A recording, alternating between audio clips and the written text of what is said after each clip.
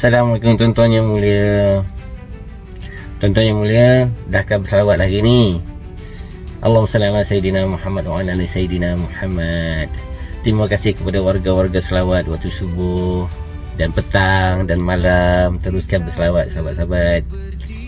Sahabat-sahabat, rahmat Allah tu lebih besar daripada kemurkaan. Rahmat Allah lebih besar daripada kemurkaannya. Jadi kalau kita buat salah sebesar-besar mananya, Allah sentiasa mengampunkan kita. Allah sentiasa membuka pintu taubat untuk kita.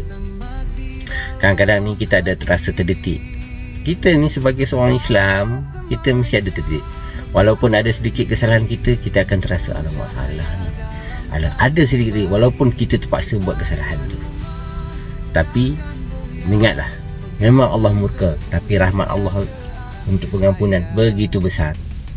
Jadi jangan takut, jangan rasa macam apalah Allah tak ampunkan aku lah nanti, dosa aku besar. Tak, jangan rasa begitu.